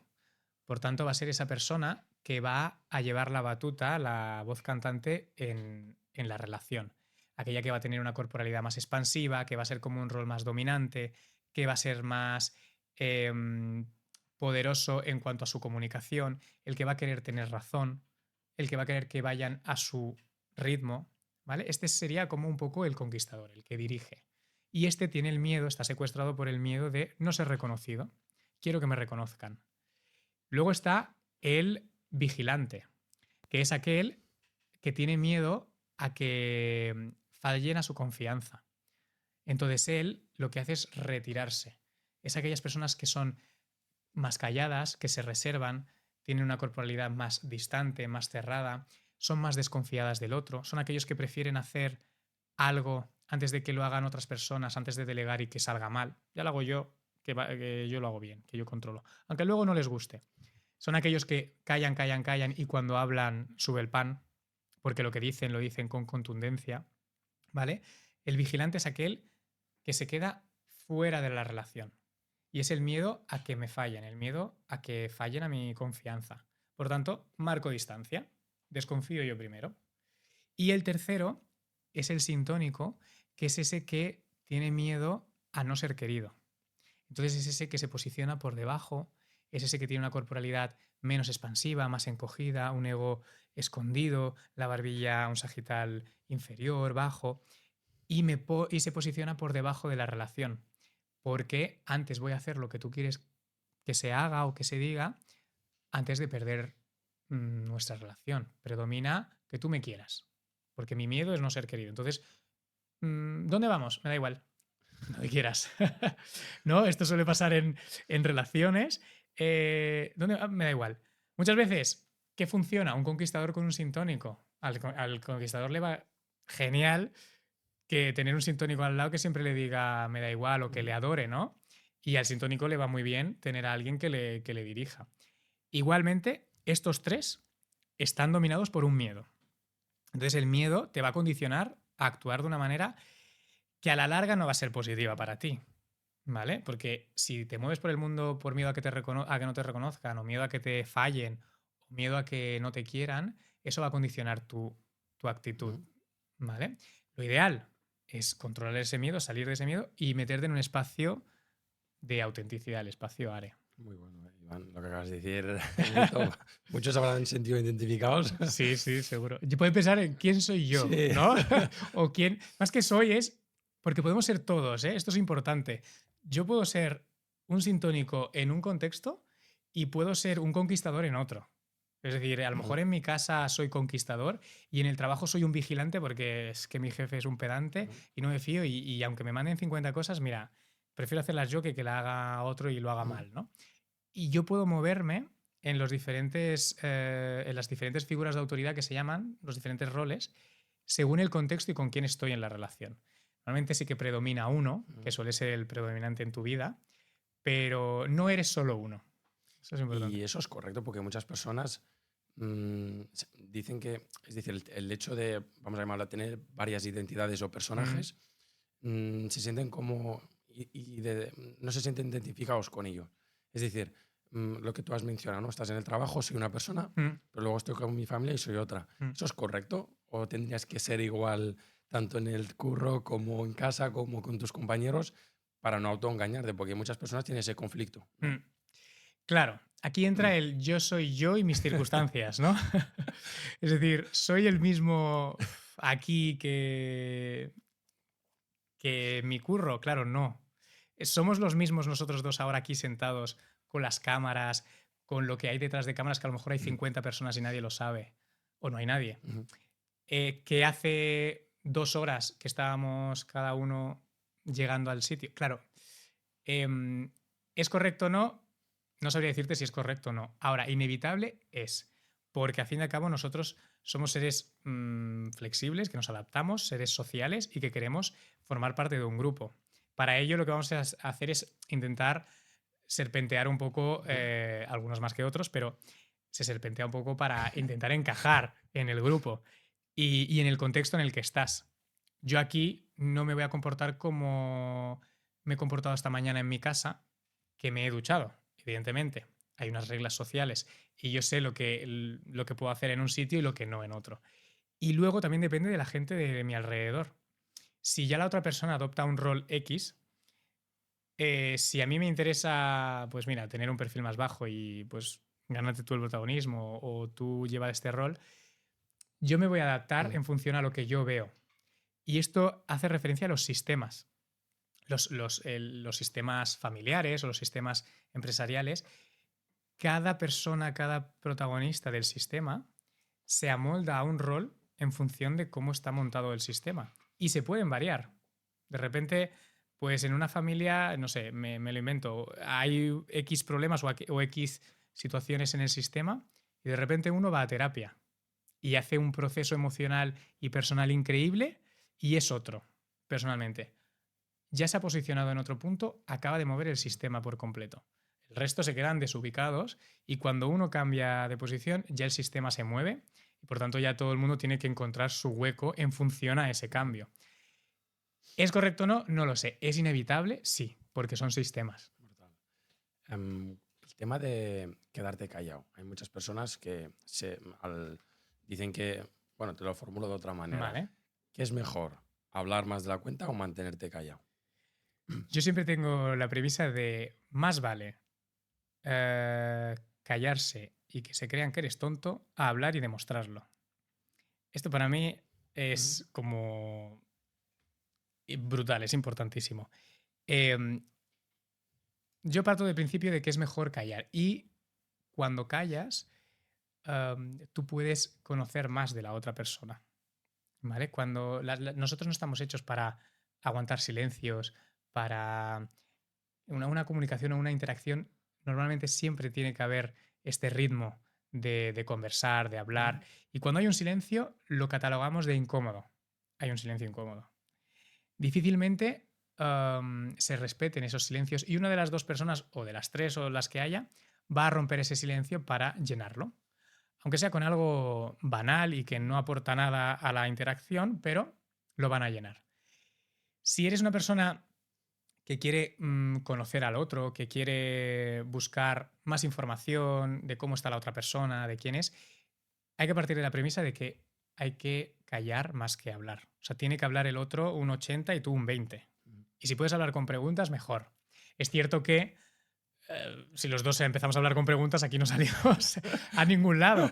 Pero sí que es cierto que hay momentos en los que si uno de los dos coge este rol más de observador o que quiere, yo tendería más a... Mi recomendación es siempre callar, que la otra persona hable, preguntar, tener una escucha activa, que esto se habla mucho y se repite mucho y es una palabra como muy sonada, la escucha activa, pero es real. En los tiempos en los que corren hoy en día es muy difícil captar la atención de alguien. Y tú tener tu atención puesta en alguien también. Una vida ahora de estímulos, de estímulos rápidos, de automatismo, donde vamos y volvemos todo el rato con 1000 horarios y 1000 cosas que hacer, donde vamos siempre aquí arriba, el dedicarle un tiempo a alguien, prestarle esa atención plena y hacer una escucha activa no solo con las orejas, sino escucharle con la mirada, escucharle con tu cuerpo, a sentirle, escucharle con tu voz y poder parafrasear y hacerle preguntas buenas. Todo eso y escucharle con tu cuerpo, al fin y al cabo, el estar presente, el estar aquí y ahora para ti, eso las personas lo ven y lo valoran muchísimo, muchísimo. Has mencionado la atención. A día de Ujú. hoy con las redes sociales y Mm, todo nos cuesta mucho, ¿no? Llamar la atención. Pero entrando en el tema de la seducción, claro, nosotros tocamos mucho el tema de la seducción, ¿vale, Iván? Y claro, tanto las mujeres como a los hombres les gustaría llamar la atención a la persona que les gusta o les atrae. ¿Cómo pueden llamar esa atención así de primeras? Incluso te diría sin conocer la persona. vale. Claro, más que cómo llamas tú la atención de alguien, hoy podría hablar de cómo percibir si has Ujú. llamado la atención de alguien, en el sentido de percibir si esa persona está teniendo un interés genuino en ti, si quiere acercarse y estar, bueno, sí, y estar más interesado, más próximo a ti o no, ¿vale? Muchas veces en la parte principal que ya lo has hablado, que lo hemos comentado antes, es la mirada. Ujú. ¿Vale? En un gran grupo o en un contexto social donde hay mucha gente, cuando hay una mirada sostenida en una persona o un intercambio de miradas que se mantienen varios segundos, ahí ya hay un indicador de que esa persona pues, tiene un interés en ti. No vamos a marcar de qué tipo, si positivo o negativo, pero lo hay, ¿vale? Porque te mantiene la mirada, a lo mejor incluso pueden haber intercambio de miradas y no se Ujú. apartan, ¿vale? Partiendo de la mirada, luego se pueden redondear hacia otros ítems que te pueden indicar si la otra persona está interesada o interesado en ti, ¿vale? Y quiere a lo mejor un deseo de aproximarse. Vamos a dejarlo como ahí, ¿no? De aproximarse, que esto puede estar relacionado con la seducción. Pero hay un interés. Por un lado está el tema de la mirada. Luego, otro dato importante es la proxemia, es la distancia interpersonal. Cuando esa persona, tú ya has empezado, aunque no la conozcas, has empezado a entablar una comunicación, una interacción, y en un momento determinado hay un momento en el que esa distancia se acorta, ya no sea para daros un beso ni nada, sino por X motivo, por lo que sea. Porque a lo mejor se te ha desatado el cordón y te lo atas y cuando te levantas más cerca, por ejemplo. Si esa persona no se echa para atrás, no te hace la típica cobra, no se echa para atrás, ahí ya estamos viendo de que no hay incomodidad. A no ser que tenga una pared detrás, evidentemente, pero si tiene espacio para irse para atrás y no lo hace, quiere decir que esa persona con esa distancia más íntima no está tan incómoda, ¿vale? Ha sido como un pequeño pasito de hemos acortado distancia y no te has ido para atrás. Quiere decir que tú también quieres, ¿vale? Luego está lo llamado, también muy famoso, la mirada triangular, que también tiene que ver con cómo mira. Si esa persona te mira a los ojos, un ojo, otro ojo y luego los labios, ¿vale? Esa mirada a los labios también hace referencia a miro a lo que deseo acercarme. A no ser que tengas un paluego o que tengas algo, pero si no, pues hay esta parte de esa mirada en los ojos y luego la boca, boca, ojos, boca. Es ese deseo también como de acercarse a la boca. Lo que he hablado antes también, algo no consciente, es que se dilaten los párpados inferiores, se hagan como más grandes, hace referencia a una emoción positiva, algo que me gusta, un bienestar emocional en este momento, y es algo totalmente no consciente, que puede pasar cuando ganas un concurso de lo que sea o una competición, o en un momento de seducción que te está gustando lo que estás viviendo y lo que estás viendo, ¿no? En el caso de chicas, también puede ser la atracción del pelo hacia ti, ¿vale? Pero una atracción donde la muñeca y la mano estén en posición hacia ti, estén abiertas hacia la otra persona. Entonces, este gesto de acercarse hacia el otro también te da una señal como de abertura y de deseo de proximidad en el otro. Puede ser también con objetos, cadenas, que todo aquello que indica que mi cuerpo está deseando acercarse en la dirección del otro, hace referencia a ese interés, ¿vale? Que no quiere decir que después de todo esto luego le plantes un beso que a lo mejor te llevas una hostia. Tienes que ir calibrando y estos son señales para que luego tú vayas teniendo el terreno un poquito más llano y que vayas observando si hay más posibilidades de acercarte o no. Ok. Y digamos, hemos hablado de cómo sería más o menos la comunicación, ¿no?, dentro de la seducción, tanto para el hombre como para la mujer, ¿sería igual? ¿O hay algo que varía entre ambos sexos? Pues hay señales no verbales que son inconscientes, que suelen ser iguales en hombres y mujeres, como por ejemplo lo de los párpados, es algo tan incontrolable y no consciente que sí que puede marcarse en ambos sexos. Sí es cierto que hay una parte de seducción mucho más sutil que suele estar más encaminada a la mujer. Pues todo esto del cabello, yo, por ejemplo, no lo podría hacer, no solo porque soy hombre, pero sí que hay señales donde la mujer pues, puede tender más hacia la sutileza, hacia algo más, sí, como más ligero, ¿no? Como más juego, ¿vale? Y el hombre, pues sí, también puede adaptar este rol, pero puede tener otras señales como más de dominio, como más de... Es que todo parte muy de lo animal, ¿no? En el reino animal, por ejemplo, si vemos los pájaros que tienen 800 colores, el que tiene los colores es el macho y es para llamar la atención de la hembra, ¿no? Todo esto es como muy primitivo. Pero en los años de evolución, nosotros nos seguimos comportando un poco así. Esa necesidad de dominancia, de ser el alfa del terreno, que no por ello quiere decir que seas un pedante, ¿eh? El alfa significa como tener una seguridad, tener un plomo, tener pues esa autoestima, esa seguridad a la hora de interaccionar, de hablar, de comunicarte. El hombre lo percibe como algo que puede atraer a la otra persona.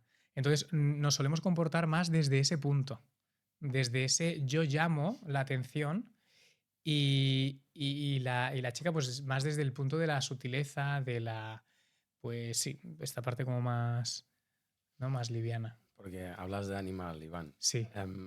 ¿Se puede con nuestra comunicación no verbal identificar si una persona quiere mantener relaciones sexuales con nosotros? Pues no me la voy a jugar. Pues mira, te diría que no. Mira, ya ahora me acabo de hacer un micro picor. Yo también, ¿eh? No, te diría que no. Absolutamente Has tocado no. la nariz, He ¿eh? tocado la nariz, Pensamiento. no significa mentira. Em, no, mira, justo el que he hecho además es aquí y tiene relación con la imagen que estoy dando. No me engañes, Iván. Tiene que ver con la imagen que estoy dando. De decir, vale, a ver cómo salgo yo ahora de esta. Pues mira, te diría que no. Te diría que no porque además el deseo sexual puede cambiar en un microsegundo. Y puedo querer tener relaciones ahora contigo, pero en el momento en el que estamos, decir, oye, ¿qué estoy haciendo? Y decir no. Ujú. Entonces, yo creo que no. No hay señales de interés. Hay señales de que tú te quieres aproximar a la otra persona y de que hay un interés en ella, que a lo mejor puede ser un interés económico, relacional, de negocios, lo que sea, o sexual Ujú. también. Pero catalogar algo, un gesto o varios que nos indiquen sí o sí fiabilidad de que hay un deseo sexual al 100%, yo no lo pondría sobre la mesa Ok, porque nos podemos llevar un gran susto. ok. Cuando una persona es simpática, Iván, se confunde muchas veces con el amor o incluso una persona que es idiota, Ujú. ¿no? ¿Cómo podemos no confundirnos cuando una persona está intentando ser simpática con nosotros, de no pensar que es un ignorante, un idiota, ¿no? A veces nos aprovechamos, que antes has mencionado muy bien, ¿no? De la bondad de la otra persona. ¿Cómo podemos gestionar esta situación? Claro, yo creo que la simpatía también hay como límites, ¿no? Donde hay una simpatía agradable, donde nos respetamos ambos espacios, pero cuando ya observo al otro que su simpatía va más allá de él mismo o de ella misma y se está olvidando de quién es y de su integridad para darme algo o darme todo, o está siendo un pelota, ¿no? Como podríamos llamar coloquialmente, eso se percibe como algo más negativo. Yo creo que hay una parte de si soy yo el que está teniendo ese rol de simpático, es esa parte de lo mismo de antes, de volver a trabajar en ti y en dónde, qué es lo que estás dejando y lo que estás olvidando para generar esa cordialidad o ese sentimiento de ser servicial, que seguro que va por ese miedo, ¿no? O sería una persona como más sintónica, que es lo que hemos hablado antes, ¿no? Aquel que tiene miedo a no ser querido, pues voy a ser muy simpático y voy a ofrecer pues cualquier cosa que salga de mí para que la gente esté, todo el mundo en calma y esté bien. Eso bien hecho y bien equilibrado se puede percibir como algo positivo, porque al fin y al Ujú. cabo, pues la simpatía es y debería ser algo que busque la gente, ¿no? En su día a día. El peligro viene cuando pasas ese límite, ¿no?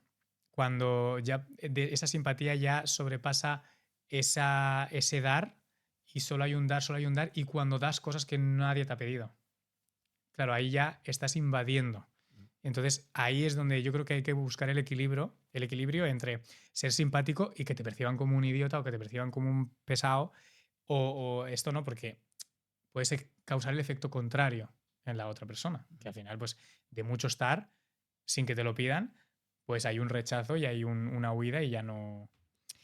Normalmente, cuando incluso esto se ha estudiado y se ha visto que la simpatía hace referencia, y esto lo usan las marcas, hace referencia a algo cercano, algo que está un poco a pie de calle, que todo el mundo puede acceder a él. Por ejemplo, marcas de refrescos rojas, donde salen familias bebiendo, o marcas de chocolatinas, lo que sea, te venden una imagen de alguien cercano, alguien familiar con quien te identificas, feliz, simpático.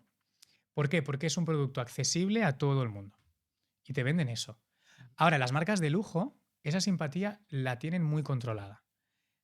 Lo que te venden son fotos de personas inalcanzables, con cánones de belleza brutales y con expresiones serias.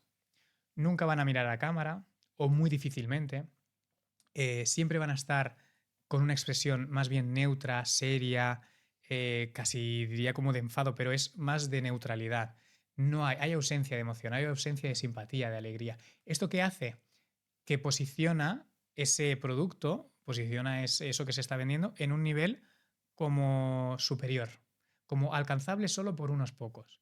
Y eso es lo que se lleva en el lujo, en estas marcas como más caras, de decir, si llevas esto, vas a ser de este club, del club de los inalcanzables, ¿no? De aquellos que llegan muy poquitos.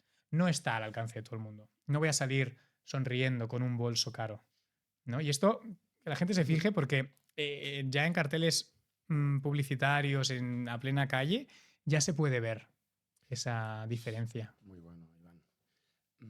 ¿Ves alguna diferencia entre amor y deseo? Porque muchas personas no saben diferenciar qué es el amor, qué es el deseo y cómo eso lo pueden ellos integrar en su vida. Pues mira, yo diría que el amor creo que yo lo catalogaría como un valor intrínseco personal que además mueve a muchas personas y yo creo que el amor tiene un significado mucho más potente y más genérico a nivel de que podemos amar diferentes cosas, no solo un amor erótico.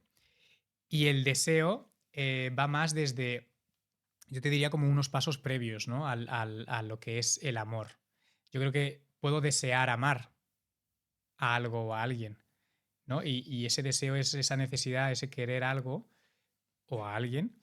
Y el amor creo que va como más allá. Es que incluso me costaría definir el amor, pero a la hora de diferenciarlo yo creo que va como el paso previo sería el deseo por algo o por alguien, pero el amor es como un valor. O sea, el amor puede moverte, tú te puedes mover en busca de ese amor o deseando ese amor, ¿no? Entonces yo la diferencia la marcaría ahí, como que... Si alguien quiere aprender la comunicación tanto verbal como no verbal, Iván, ¿qué habilidades, has dado mucha información y te lo agradezco, qué habilidades debería de adquirir? Pues mira, hay varias habilidades que pueden envolver todo lo que es la comunicación. Eh, bueno, para empezar, la parte del Ujú. análisis y la observación de la comunicación no verbal creo que es algo primordial para observar al otro. Creo que también es muy importante y yo me lo he topado muchas veces que muchas personas se centran en buscar lo que yo expreso con mi corporalidad y qué imagen doy yo. Ahí viene la parte del ego.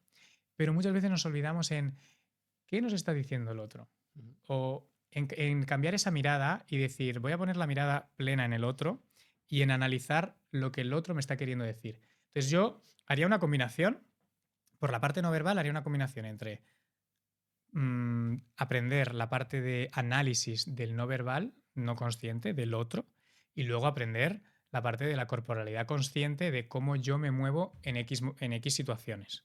Porque si me quiero preparar para dar una conferencia en un escenario, no es lo mismo que si me quiero preparar para, no sé, para defender un trabajo final.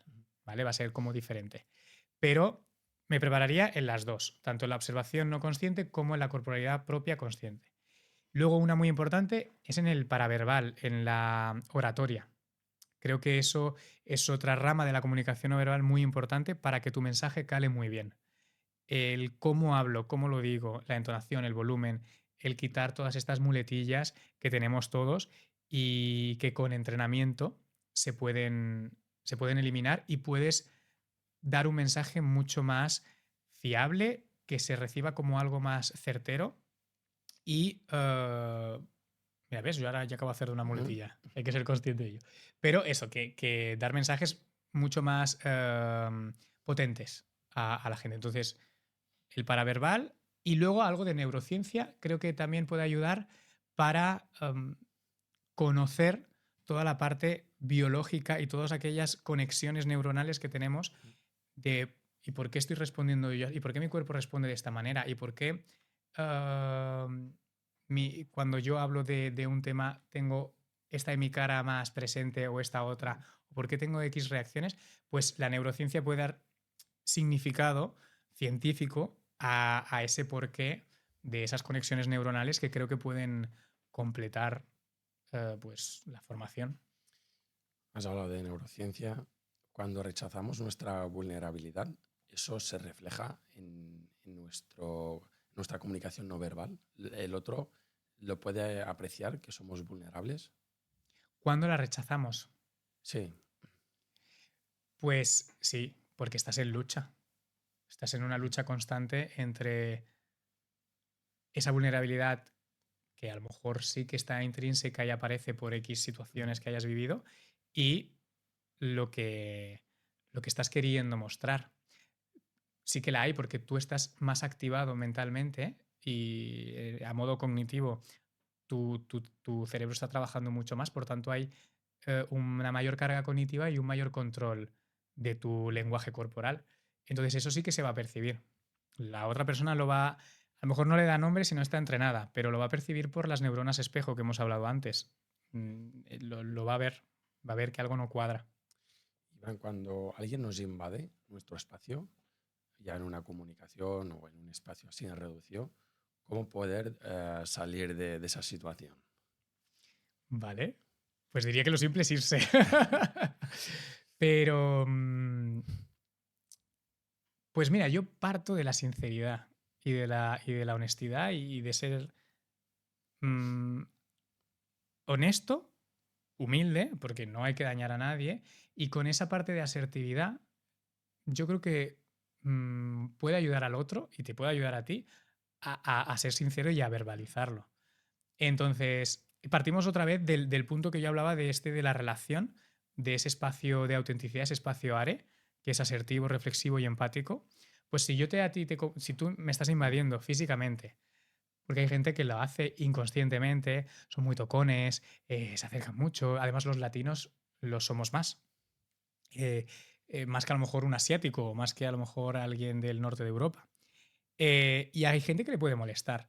Entonces, esta parte más de invadir el espacio del otro, la gente normalmente no lo suele hacer con una intención negativa. Lo hacen, pues esto, ¿no? Pues sin más y porque les sale de manera intrínseca. Partir de ese espacio ARE de yo con asertividad y con empatía y con honestidad, yo te digo, mira, eh, creo que me voy a echar 2 pasos atrás o creo que estás invadiendo mi espacio, date 2 pasos atrás o vamos a marcar un poco las distancias. Desde un punto en el que no hieras los sentimientos del otro, pero que sí que se marque también ese límite, yo creo que ahí es lo más limpio a la hora pues de marcar esa distancia y de salir de esa situación que para mucha gente es incómoda. Mucha gente le cuesta tomar esa decisión, ¿no? Sí, sí. Nos cuesta por no herir al otro. Ujú. Nos cuesta porque prevalece la relación. Porque depende del rol que yo tenga, de esa figura, ¿no?, que hemos hablado, si yo estoy con alguien que me está invadiendo, pero para mí es importante la relación que tenemos, no le voy a decir algo que pueda pensar que le va a herir o que le voy a cortar completamente ese rollo que está teniendo ahora, que a lo mejor desconecta la relación que estamos teniendo, que a lo mejor me está beneficiando, que me parece como importante porque nos estamos queriendo de una manera relacional. Claro, si yo te digo algo que a lo mejor no quieres escuchar o que yo ya tengo el prejuicio de que lo vas a tomar como algo negativo, yo ya me lo callo. Entonces lo que hago es aguantar. Pero es que eso lo que puede provocar es que de callar, callar, callar, callar, luego haya una respuesta más amigdaliana Ujú. que se llama, ¿no? Que no la controles y que luego digas cosas que no te apetece decir y que te vas a arrepentir. Relacionándolo a lo que has mencionado, Iván, para generar una buena impresión, has hablado de la integridad. ¿Cómo podemos generar una buena impresión? Y sé que puede variar en función Mm. del contexto, pero si alguien se tiene que quedar con 2, 3 tips para poder aplicarlo, tanto, por ejemplo, si tiene que ir a una entrevista Ujú, como a una reunión o con su pareja, ¿cómo puede usar estos tips? ujú. Pues yo parto un poco de lo mismo, de que la parte relacional lo que se busca es ser auténtico, es la autenticidad. Y el ser congruente, la parte emocional que hablábamos antes. Entonces, congruente y auténtico con tu comunicación, tanto verbal como no verbal. Yo creo que ahí es donde tú puedes generar una primera buena impresión. Lo que antes hemos hablado de Mm, que para una primera impresión se necesitan segundos, muy poco tiempo. Y muchas veces las decisiones se pueden tomar en base a ese juicio que se ha hecho con esos primeros segundos. Porque una mala impresión, cambiarla puede ser más difícil que no una primera buena impresión. Si yo ya tengo una mala impresión desde inicios de alguien, que luego me la cambia a una buena, le va a costar más, ¿vale? O en el caso si somos nosotros, nos va a costar más cambiarle esa primera. Por tanto, yo creo que lo importante es la autenticidad y la congruencia en lo que yo digo y cómo lo expreso y en cómo yo me estoy moviendo en la relación. Ese control lo que puede provocar es que la otra persona no te vea ah, fiable o no te vea confiada o no te vea segura en el caso en el que no hayas tenido tiempo de practicarlo. Si a lo mejor tú tienes tiempo de prepararte una entrevista de trabajo o una reunión o lo que sea y tú quieres dar una imagen concreta, puedes modificar tu corporalidad y puedes entrenarla hasta el punto de integrarla. Esto se sabe y se ha hecho y tú puedes comer gachas hasta odiar las gachas, ¿no? Pues lo mismo si entrenas tu corporalidad. Em, por mucho que te gusten las gachas, puedes comer cada día 3 al día, que cuando pase un mes, tú cuando te pongan un plato de gachas delante, te va a entrar una arcada porque vas a estar asqueado, ¿no? Pues lo mismo con la corporalidad. Si lo vas entrenando mucho, al cabo de un tiempo, ya puedes integrar X movimientos o X gestualidad que te ayuden, como por ejemplo un caminar más seguro, más erguido, un apretón de manos que sea neutral, con una mirada a los ojos, con una sonrisa, una entonación a la hora de hablar, una entonación que genere calma, bueno, que genere lo que tú quieras generar en realidad. Pero si quieres pues un espacio neutral, pues esto, una entonación que genere calma, que genere un espacio seguro. Todo esto se puede entrenar, se puede entrenar. Incluso hay estudios que dicen que que sin entrenar, puedes modificar tu estado mental, tu estado emocional, con algún ejercicio un poco más rápido. Es verdad que no creo que sea la panacea, pero hay estudios hay un estudio que lo corrobora, de una científica, Amy Cuddy se llama, ella investigó cómo, que esto sería como el séptimo sentido, que es la propiocepción, de cómo nosotros percibimos la posición de nuestro cuerpo en el espacio y qué información nos da eso. Si estoy de pie, si estoy sentado, si estoy más encogido, si estoy más expansivo. Y esta mujer realizó 2 estudios científicos. Uno, uno simple, puso a un grupo de personas a ponerse en una posición expansiva como de Superman durante 2 minutos o más, mantenida, ¿no? Barbilla elevada, pues pecho hacia afuera, los brazos expandidos, bueno, una corporalidad, las piernas abiertas, una corporalidad como más expansiva. Y les iban calibrando bueno, las respuestas neuronales y estos. Y descubrieron, y luego había otro grupo, perdón, que tenía una posición más introvertida. Pues descubrieron que el grupo que había hecho esa posición expansiva generaba un porcentaje mayor de testosterona y reducía el porcentaje de cortisol que segregaba su cerebro, a diferencia del grupo que hacía la corporalidad contraria.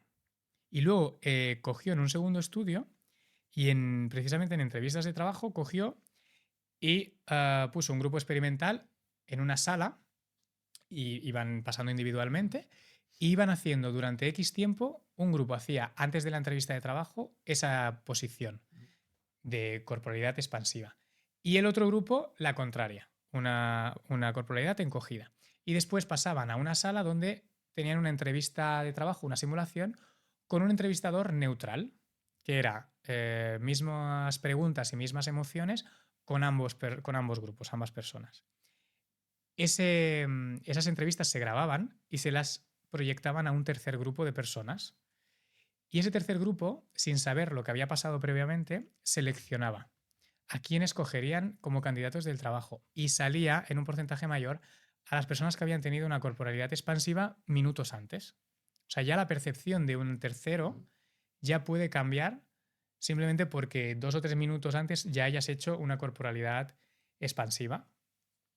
Eso segrega una información a tu cerebro y te hace cambiar un estado emocional o por lo menos acercarte más a un estado pues más de seguridad, de poder, de confianza en ti mismo, que a lo mejor si vienes con una corporalidad más encogida.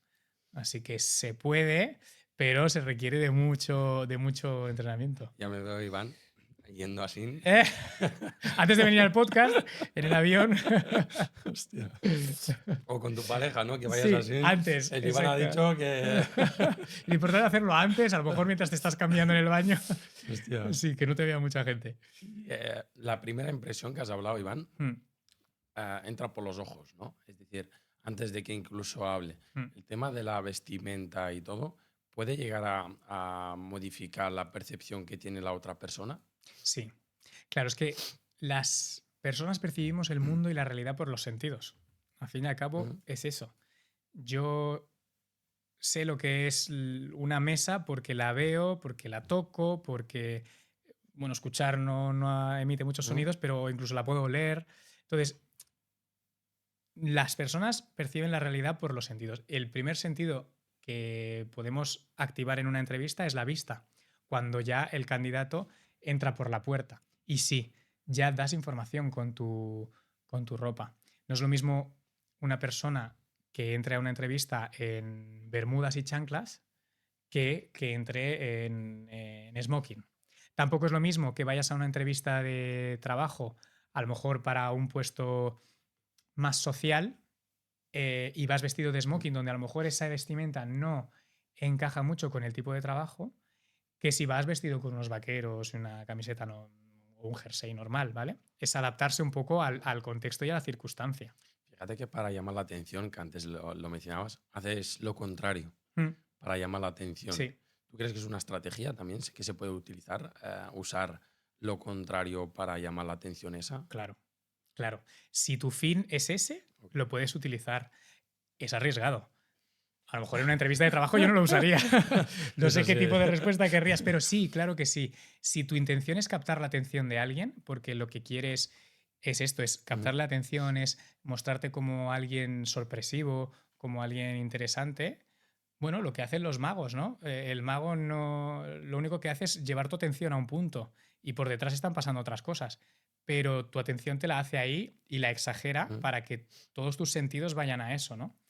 Pues en la vida misma, pues sí, también lo puedes hacer para generar algo en concreto, lo que quieras generar. ¿Qué estrategias usan los políticos, Iván, en su comunicación verbal y no verbal? Y si crees que deberíamos de aprender algo de ellos. Aprender de ellos. A lo que no hay que hacer. Pues mira, estrategias. Yo creo que deben de estar asesorados. No sé qué tipo de asesoramiento les deben de dar. Es que, y a lo mejor voy a ser pesado y vuelvo otra vez a lo mismo, pero si nos marcamos en el punto de la relación, que al fin y al cabo estamos viendo a personas, ¿no? Ujú. Son políticos, el hecho de ser político ya tiene un estigma marcado, sobre todo en España, muy potente. Por tanto, si nos marcamos en el principio de la relación, que hablábamos de esa autenticidad, lo que me falla en toda la parte política es eso. Yo no estoy viendo a una persona auténtica que esté velando por mis derechos o que esté velando por los derechos del pueblo o que quiera luchar por una mejora de los ciudadanos o del país, sino lo que se percibe son discursos aprendidos, muy asesorados, personas que tienen unos intereses de endogrupo, es decir, de yo como partido contra este. Pero no hay un interés genuino de yo como partido quiero lo mejor para el pueblo o para el país y por ello voy a hacer lo que sea colaborar, aunque sea, no lo hay.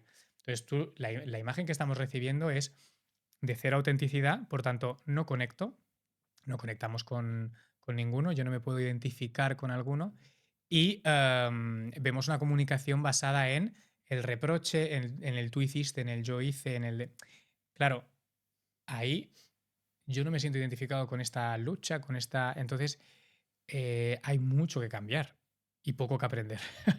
Hay poco que Es que aprender. escuché algo y me gustaría que me lo colaboraras, Iván, que intentan polarizar para que nosotros, ¿no? Los ciudadanos, nos polaricemos a un bando o a otro. Ujú. Porque escuché hablar que si hablasen normal, las personas quizás, no sé, yo soy partidario de la integridad, ya te lo he comentado antes, Mm, pero polarizan para que un bando se vaya para un lado, mm, derecha o izquierda. mm.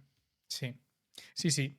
Es que es así y yo creo que todo el mundo lo percibe y lo puede ver que lo que hay hoy en día es esto. Y cada vez se intenta polarizar más y más y más em, a las opiniones de las personas. Claro, yo creo que lo que buscan es el enemigo de mi enemigo es mi amigo, Ujú, ¿no? Entonces, buscan eso. Cuanto más polarizado estás, más endogrupo hacemos, más piña ujú, supuestamente hago, y luego más sesgos puedo tener yo con los míos. ujú. Porque como son los míos y luchamos contra los enemigos, da igual si los míos hacen algo que tampoco está muy bien o que yo no hubiera defendido.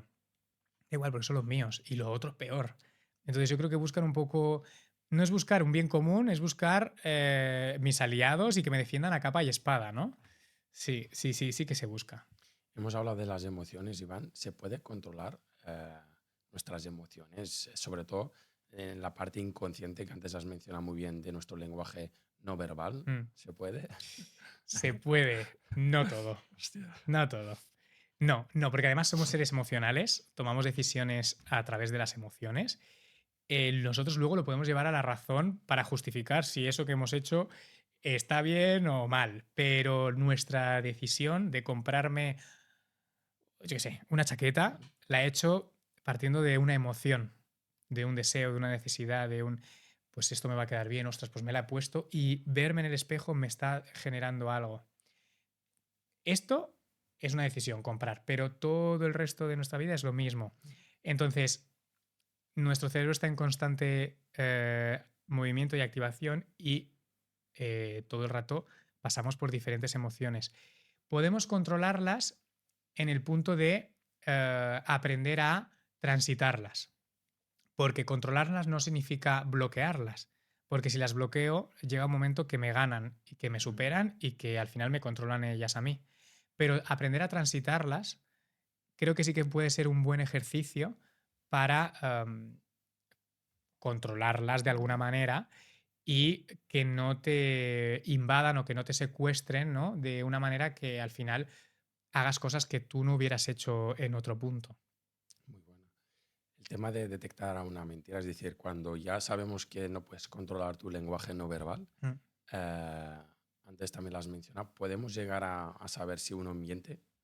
Hemos hablado, ¿no? Del pensamiento y mm, tal, que influye en un contexto, pero partiendo de la premisa de que tú no puedes controlar tu lenguaje no mm. verbal, en principio las personas pueden pensar, sí, puedo detectar una mentira. ¿Es así? No, no, porque esto les pone. Esto pone, esto pone y me sabe muy mal tener que romper mitos, pero no, no podemos. Y no existe ningún ítem ni ninguna técnica que pueda mm, observar o pueda identificar una mentira con el 100% de la probabilidad. Siempre, a día de hoy, siempre hay algún porcentaje que se escapa. Porque incluso alguien, esto partimos otra vez de lo mismo, ¿no? Las realidades. Alguien puede creerse esa mentira, porque en su cabeza la habrá ideado o la ha repetido mil veces, que te la puede hacer pasar como una posible verdad, porque realmente se la está creyendo, aunque no fuera eso. Luego también está la parte de qué es mentira y qué no, qué se considera mentira. Yo he hablado de la parte de la cognición, la mentira está en los hechos. ¿Hiciste esto este día? Si no, ¿dónde estuviste? Tal. Si yo te oculto una emoción, ¿te estoy mintiendo? No lo sé. Si yo estoy adoptando un rol que no es el mío, ¿te estoy mintiendo? ¿O estoy en el mundo relacional? En el de la emoción estoy en el mundo emocional. La sinceridad, la congruencia. La mentira yo la catalogo mucho en la parte de los hechos y muchas veces es muy complicado identificar. Es más, Alder Brig se llama, sí, que es un investigador del Reino Unido, que lleva muchos años investigando la detección de la mentira, hizo un metaanálisis. O sea, juntó todos los estudios científicos de detección de la mentira a través del lenguaje corporal y del lenguaje verbal que se habían hecho hasta la fecha. No sé cuántos, muchísimos. Y analizó los resultados de todos esos estudios y hizo un metaanálisis de todo eso. Y las conclusiones de ese metaanálisis salió que hay una probabilidad mayor de detectar una mentira solo escuchando el verbal que no solo observando el no verbal. ¿Vale? O sea, si yo solo escucho un audio, hay una probabilidad mayor por la entonación, por los ritmos, por la calidad del mensaje, mayor de detectar mentira que no si solo observo una imagen por el comportamiento no verbal. Pero que aún así no existe ningún gesto, ningún ítem que por sí solo diga, esta persona está mintiendo, no está diciendo la verdad. Sí es cierto que hay a lo mejor algunos pequeños mini puntos que se llaman que te pueden acercar a la veracidad o te pueden acercar a la mentira. Pero sería el cúmulo de muchos mini puntos que te pueden acercar a un porcentaje. No quiere decir que 100% sea verdad o sea mentira. Pero, por ejemplo, una focalización de la mirada puede estar relacionada con una posible mentira, porque hay una carga cognitiva mayor a la hora de pensar el discurso que yo te estoy dando y, por tanto, tengo una ausencia de parpadeo porque mi mente está trabajando muchísimo más y tengo una mirada más focalizada, es decir, o muy puesta en ti o que hace unos cambios de ángulos muy rectilíneos, ¿vale? Esto no significa que si alguien te mira así te está mintiendo, no significa eso, pero cuando se hacen detecciones de mentira pueden ser un mini punto si aparece este ítem. Así que lo de mírame a los ojos y dime que me quieres, eso es un mito 100% porque te pueden mentir a la cara mirándote a los ojos y sin quitarte la mirada de ti. Así que lo que pasa que es eso, no existe nada 100% fiable. ¿Para ti hay algún político a nivel comunicativo que digas, mira, para mí es el mejor o para ti no existe? Pues no practico mucho en el mundo político, no intento analizar mucho porque es difícil. A mí me gusta observar las respuestas no conscientes. Por tanto, son respuestas que van a tener cuando les hacen preguntas que no se esperan. Claro, los políticos muchas veces sus intervenciones son preparadas, son intervenciones con un discurso ya muy trabajado, muy aprendido, incluso leído en un teleprompter, y de ahí se saca poco. Sí es cierto que, a ver, que saliendo de España, Obama era un tío que tenía una comunicación verbal y no verbal impoluta, increíble, y generaba pues una sensación de seguridad, una sensación de confianza, una tranquilidad, una seguridad en sí mismo abismal, ¿no? Pues tú lo ves en cómo él comunica según qué mensajes, cómo él hace visitas a según qué sitios, cómo camina, cómo saluda. Es cierto que es una comunicación de un líder que se ha trabajado muchísimo en su comunicación, tanto verbal como no verbal. Y es verdad que Obama es muy potente. ¿Crees que hay algún peligro con nuestra comunicación verbal o no? ¿Peligro en qué sentido? Que se puede hacer el mal utilizando estas herramientas de manera inadecuada. Sí, sí. Yo creo que sí. Sí, porque cuando tú detectas la comunicación no verbal del otro, tú estás detectando mensajes más allá de lo que te está diciendo, por tanto, estás obteniendo información extra. Esa información extra la puedes utilizar o para bien, para ayudarle, o para fastidiar, o para hacer el mal. Entonces, si la intención es negativa, sí que se puede hacer daño. Y además, como tú también, o sea, si alguien entrena su corporalidad y su comunicación puede llegar también a ser más, a persuadir más, si esta persuasión o esta manipulación tú la estás llevando hacia un punto negativo, pues evidentemente sí se puede hacer daño. Sí, sí, sí. Brutal. Para ir concluyendo un poco, Iván, gracias por toda la información que has dado. ¿Por qué te centraste en el mundo de la comunicación verbal y no verbal y si tiene que ver con alguna batalla interna que tú has tenido, porque muchas veces, yo siempre lo digo, eso que nos apasiona siempre viene de un crash en nuestra vida y no sé si ha sido tu caso.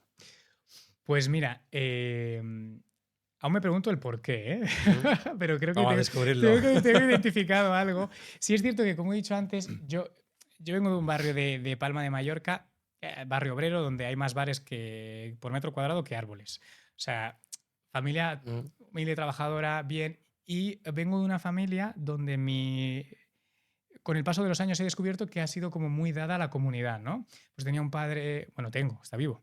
Tengo un padre que es presidente de un club de fútbol sala, que ya fue mi abuelo el presidente, que es el club del barrio. Mi madre fue la cocinera ahora ya no lo es, pero en su época fue la cocinera de la escoleta infantil que había en el barrio, que era la escoleta pública. Mi hermano y yo creamos conjuntamente con más gente, una escuela de verano con niños y tal. Y claro, luego con el paso de los años dices, ostras, pues mira, creo que lo que he recibido ha sido como muy dar a la sociedad y estar ahí y mucho el tema de el conectar con las personas.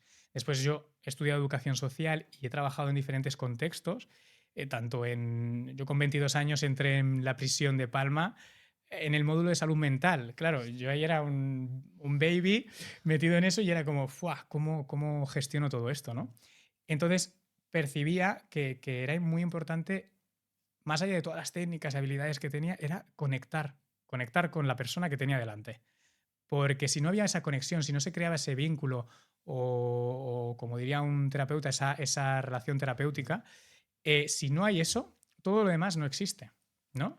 Entonces, conforme con el paso de los años, con mi trabajo y con mi vida personal también, que yo desde pequeño pues no me identificaba en el grupo, creo que mi batalla interna era un poco esta, ¿no? Esa búsqueda de reconocimiento porque no me sentía reconocido por nada ni por nadie, era un poco quién soy. No me identifico con nadie. Entonces, era un poco esa necesidad de calibrar en el otro, ¿no? ¿Qué respuesta está teniendo a mis estímulos, a cómo yo estoy hablando, el pensar qué imagen estoy dando, ¿no? Creo que todo esto me ha llevado a ese interés genuino que tengo por la mente humana y el comportamiento humano y a todo lo no verbal porque creo que es muy importante, porque creo que es algo que no nos enseñan y que puede ayudar a conectar. Es que yo creo que la palabra es esa, a conectar con la persona que tienes delante y conectar de una manera mucho más cercana, mucho más presente, que es lo que antes he comentado, que ahora se nos va mucho Mm. la presencia en nuestras mil movidas y mil historias, pues el poder trabajarte esto y decir, estoy aquí contigo, presente, te estoy escuchando, esta horita o el rato que estemos, lo voy a dedicar plenamente a ti y a lo que tú necesites. Creo que esto se pierde y se ha perdido y que esa conexión ayuda muchísimo más que cualquier estudio, habilidad, lo que sea, o estrategia. Yo creo que la parte de conectar con el otro te da como un 80%. Muy bueno. Y Iván, para las personas que estén pasando una batalla interna a nivel general, ¿qué recomendación o qué legado te gustaría dejarles? Pues. Uy, qué buena pregunta, ¿eh? Esta pregunta me gusta. Pues mira, para la gente que está pasando una batalla interna, creo que es muy importante el freno de mano. Yo creo que tanto estás pasando como no, vamos todos en un automático, eh, pequeños y mayores. Vamos en un automático que nos impide parar a pensar qué estamos haciendo, en qué punto estamos, a equilibrar lo que estamos sintiendo, esta batalla que estoy yo sufriendo. Entonces, este freno de mano de parar y de poder pensar y trabajar en mí, simplemente a lo mejor el simple hecho de decir, ¿quién está a mi lado? A lo mejor, ¿eh? Si hay gente o si no la hay, pero el parar y decir, me voy a apoyar en los que sí que están, porque a lo mejor esta batalla no la puedo pasar solo, la necesito pasar con alguien, o parar y a lo mejor reflexionar en qué punto estoy de esta batalla, porque a lo mejor no estoy en el mismo punto que hace 3 meses o hace 5, sino que no me he dado cuenta, pero he hecho una evolución yo solo. O el tiempo me ha ayudado a gestionar las cosas de otra manera. Entonces yo creo que el parar desde un punto de más mental y de reflexionar solo y acompañado, yo creo que acompañado también puede ayudar mucho más, acompañado de los tuyos, creo que puede ser un buen punto de partida para a lo mejor darle un foco diferente a esta batalla que estás teniendo que a lo mejor te está impidiendo pues seguir adelante o seguir con las cosas que tú quieres hacer. ¿Verdad? Y algo que me gusta, porque me gusta hacer reflexionar un poco, Iván, sí, perdón, si a día de hoy, por ejemplo, Mm. que Dios no quiera, falleces, ¿cómo crees que tus seres queridos te van a recordar? Ujú. Lenguaje no verbal, Iván. ¡Ah! Mira hacia dónde he mirado. Sí, que por mucho que entrenes, no se controla. No se controla. No se controla. Vale, pues mira, me has preguntado cómo quiero o cómo me van a recordar. ¿Cómo crees ¿Cómo creo, que te van a recordar? Y entiendo por todo lo que has llegado a hacer hasta el día de hoy. Y hago esta pregunta porque muchas veces tenemos cosas pendientes de hacer Mm, o de decir y a mm, veces no nos da tiempo. mm, Y con esta reflexión y que la audiencia también nos está escuchando, a veces puede ser el clic de, por ejemplo, en mi caso, decir X cosa a mi padre, a mi madre, mm. y en tu caso, pues me gustaría saberlo. Hay conversaciones pendientes. Ok. Sí, las hay. Las hay. Entonces, creo que me van a recordar. Es que yo siempre tengo como en la cabeza la palabra de la conciliación, ¿no? O Ujú. sea, yo creo que me he movido mucho en el punto Como como yo, oveja negra. oveja negra, sí, como más de intentar que reine la paz en el contexto en el que estoy, que la gente esté bien, que a veces es un poco agotador para uno mismo, porque dices, es que, bueno, no te puedes cargar con la mochila de todo el mundo.